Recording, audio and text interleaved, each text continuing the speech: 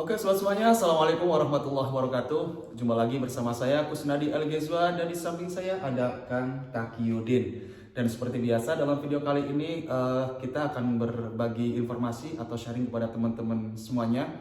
Namun khusus dalam video kali ini kita akan sharing informasi tentang bagaimana proses pendaftaran S2 ke Maroko. Karena banyak sekali teman-teman yang menanyakan proses tersebut. Jadi kebetulan Kang Taki ini adalah salah satu mahasiswa Indonesia yang sekarang belajar di Maroko, yang mana dulunya ketika pertama kali berangkat ke sini itu dengan tujuan untuk mendapatkan beasiswa S2. Namun prosesnya sama seperti ketika kita ingin mendaftar beasiswa S1 ya. Jadi kita harus melewati jalur resmi yang memang sudah memiliki kerjasama dengan pemerintah Maroko seperti Kemenang atau PBNU. Nah, Kang Taki dulu ketika berangkat ke sini melalui jalur mana, Kang? Jalur PBNU. Jalur PBNU ya. Ya, jadi Kang Taki ini dulu berangkat ke sini melalui jalur PBNU. Nah, Kang Taki mungkin bisa dijelaskan ke teman-teman bagaimana proses awal Kang Taki bisa melalui atau bisa melewati seleksi berkas hingga lolos tes dan lain sebagainya hingga sampai ke Maroko, Kang. Ya. Jadi seperti ini ini fokus pada pendaftaran S2 di Maroko ini. Iya, khusus untuk S2 di Maroko. Karena saya pribadi telah menyelesaikan S1 di Indonesia, kemudian berkeinginan untuk lanjut S2 di Maroko. Dan kemudian saya mendaftarkan diri di jalur lewat PBNU. Oke, PBNU ya. PBNU tentunya berdasarkan tes dan lain sebagainya, persyaratan-persyaratan. Setelah lulus kemudian saya terbanglah ke Maroko. Namun dugaan saya itu ketika nyampe di Maroko tidak ada tes, karena mungkin sudah lulus di Indonesia seperti itu. Ternyata pas nyampe di Maroko Ada tes. tes lagi, bersangkutan seperti itu. Nah, Ini perlu teman-teman garis bawah ya, ternyata ketika sampai di sini itu ada tes lagi, guys. Nah, mungkin bisa dijelaskan yang tesnya maksudnya apa saja materi yang diujikan gitu. ya pada waktu itu jenis pengetesan di kampus bersangkutan yaitu ada yang bersifat pengetahuan tentang Islam. Yang kedua, beberapa mata kuliah yang dulu saya ambil di Indonesia S1. Ya. Tentunya itu yang bahasa Arab, ulumul Quran, kemudian tafsir, nahwu, shorof, dan juga yang bikin saya nggak lulus gitu. Apa itu? Ini bahasa asing.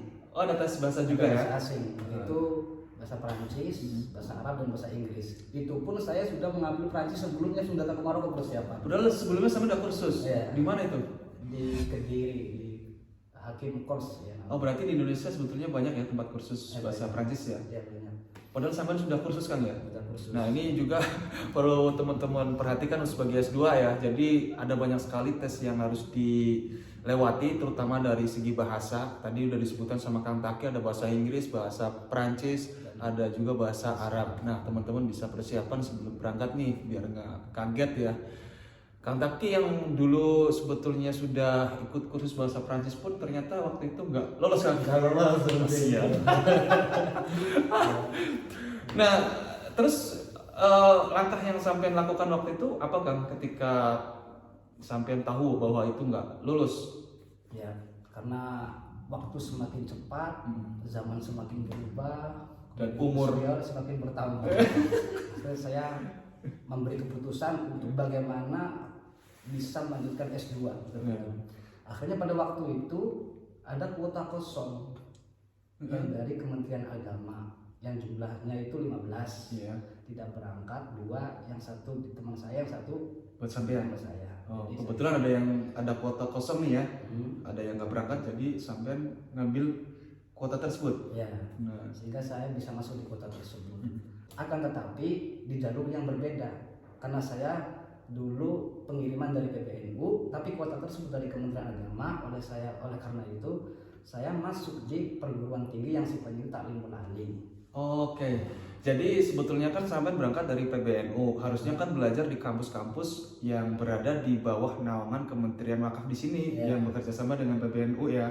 Karena kalau yang dari Kemenag ini kan bekerja sama dengan Wizarah Ta'limul Ali ya di sini. Jadi Kemenag ini bekerjasamanya dengan Kementerian Pendidikan di Maroko atau Wizarah Ta'limul Ali. Jadi membawahi semua kampus-kampus di bawah Kementerian Taklimul Aliyah atau Menteri Pendidikan. Jadi berbeda ya, perlu teman-teman ketahui, kampus-kampus yang berada di bawah naungan Kementerian Pendidikan itu sifatnya lebih umum kan ya, lebih banyak istilahnya lebih modern ya, fakultasnya juga lebih banyak. Berbeda dengan kampus di bawah Kementerian Wakaf, di samping terbatas juga fakultasnya kayaknya nggak terlalu banyak kan ya, sedikit. Tapi beruntung Kang Taki karena waktu itu ada kesempatan kan ya, bisa mendapatkan kuota yang tidak terisi. Nah waktu itu kan sampean kebetulan ada kuota kosong nih. Kalau seumpama waktu itu nggak ada kuota kosong terus gimana Kang nasib sampean? Hampir menunggu 1 tahun. Jadi menunggu 1 tahun gitu ya? 1 tahun, kurang lebih 1 tahun kurang seperti itu. Supaya bisa daftar lagi di tahun berikutnya gitu ya. Jadi konsekuensinya ketika waktu itu dinyatakan tidak lolos tes, kemudian tidak ada peluang kuota dari Kemenag, ya konsekuensinya antara menunggu setahun atau pulang ke Indonesia kan ya. Karena kalau menunggu kan di sini tentunya akan mengeluarkan banyak biaya nih. Kecuali kalau teman-teman uangnya banyak nggak apa-apa, nunggu di sini bisa diisi dengan kursus bahasa asing, bahasa Arab atau bahasa Perancis, itu justru lebih bagus. Dan nanti di tahun berikutnya mencoba lagi, dan itu pun kita belum tahu apakah nanti bakal keterima atau enggak. Nah itu kan tadi melalui jalur PBNU. Nah yang biasanya teman-teman tanya juga kan apakah bisa S2 melalui jalur Kemenagang. Nah ingin saya sampaikan juga ke teman-teman, memang yang sudah berjalan ya, beasiswa yang biasa dikirim dari Kemenag itu rata-rata adalah teman-teman yang ingin belajar S1. Nah itu bukan berarti teman-teman yang pengen daftar S2 atau S3 itu tidak boleh, enggak. Sebetulnya jatah 15 tersebut ya, setahu saya itu 80% bisa diisi untuk S1, kemudian 20%-nya itu untuk S2 dan S3. Cuman permasalahannya kebanyakan yang saya ketahui ya, banyak teman-teman yang ingin kuliah S2 ke sini ternyata jurusan yang mereka tuju kan di sini itu tidak sesuai kan, tidak linear. Nah kebanyakan teman-teman kan nyarinya yang linear tuh. Jadi ada yang terpaksa berpindah haluan, artinya mereka tetap melanjutkan mengambil jurusan yang ada di sini, tapi tentunya dengan jurusan yang berbeda. Ada juga yang akhirnya balik ke Indonesia karena tidak sesuai jurusannya. Nah inilah yang kemudian jatah tersebut diambil oleh teman-teman yang kebetulan dari PBNU, seumpama kayak Kang Taki dulu kan ya, karena nggak lolos akhirnya bisa diambil jatah kuotanya oleh Kang Taki atau teman-teman yang lain yang kebetulan saat itu belum terdaftar resmi di salah satu kampus yang ada di Maroko. Nah jadi teman-teman sebetulnya bisa daftar S2 atau S3 melalui jalur Kemenag ya, selain PBNU. Selanjutnya, selain jalur PBNU dan Kemenag, juga teman-teman sebetulnya bisa mencoba melalui jalur lain seperti program doktoral ya, program 5.000 doktoral, program 5.000 doktor sama program LPDP. Jadi teman-teman juga bisa melalui jalur tersebut ya untuk mendaftar S2 atau S3 ke Maroko. Jadi ketika sampai di sini, untuk yang berangkat melalui jalur Kemenag ataupun LPDP atau program 5.000 doktoral, nanti di sini mereka akan mengurusi berkasnya sendiri sampai mereka mendapatkan rukhsah atau surat tanda bahwa mereka sudah secara resmi diambil oleh salah satu kampus yang mereka tuju ya. Cuma kan prosesnya juga lumayan kan ya, nggak langsung ujuk-ujuk bisa langsung kuliah. Artinya kita harus mendapatkan kayak semacam apa, muwafaqah daiyah, kalau istilahnya apa, LOE. Jadi harus mendapatkan LOE dulu, kemudian diserahkan ke pusat administrasi sambil menunggu apa namanya balasan bahwa kita sudah keterima. Teman-teman biasanya juga ya belum bisa mengikuti kegiatan kan ya. Kita nunggu baru kalau sudah ada pengumuman baru kita bisa melanjutkan belajar di jenjang S2. Nah, ada juga Kang yang bertanya nih, ini justru pertanyaan yang lebih banyak sepertinya.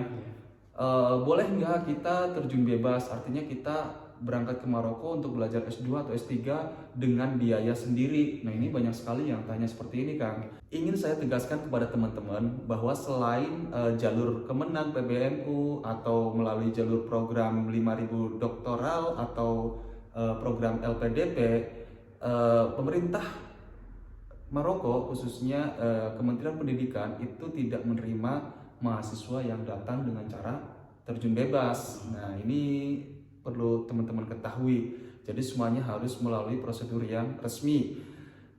Nah, konsekuensinya apa ketika mereka memaksakan diri untuk ke sini? Ya buang-buang biaya saja, karena pihak pemerintah sini tidak bakalan mengurus berkas kita kan ya. Tidak bakalan menerima. Dan tidak bakalan menerima juga. Meskipun seumpama ada teman-teman yang biasanya saya sudah mengontak salah satu kampus yang ada di Maroko nih, katanya kampusnya dari pihak kampus sudah siap menerima. Iya betul, tetapi kan prosesnya kita harus menyerahkan berkas di AMSI yang ada di Rabat nih ya. Nah, AMSI ini dengan Kementerian Pendidikan lah yang nanti yang akan menentukan apakah bisa kita diterima di kampus yang akan kita tuju atau tidak, meskipun kampus tersebut sudah apa istilahnya bilang mengiyakan ya, itu bukan jaminan. Jadi untuk prosesnya teman-teman bisa mencoba melalui jalur PBNU, Kemenag, atau melalui program 5.000 doktoral atau program LPDP. Semoga video ini bisa menjadi gambaran buat teman-teman khususnya yang pengen melanjutkan studi S2 ke Maroko. Dan semoga proses S2-nya diberikan kelancaran dan bisa bertemu dengan saya sama Kang Taki di sini. Ya kita doakan kan ya yang terbaik buat teman-teman yang pengen kuliah ke Maroko. Karena kalau sudah kuliah ke Maroko itu, kalau sudah selesai di salah satu jenjang ya, enaknya itu kita mudah untuk melanjutkan di jenjang berikutnya. Jadi semoga bermanfaat video ini, dan jangan lupa dukung terus channel ini supaya bisa terus memberikan informasi yang bermanfaat dengan cara memberikan like, comment, share, dan subscribe. Terima kasih. Salam dari kota Casablanca, Maroko. Assalamualaikum warahmatullahi wabarakatuh.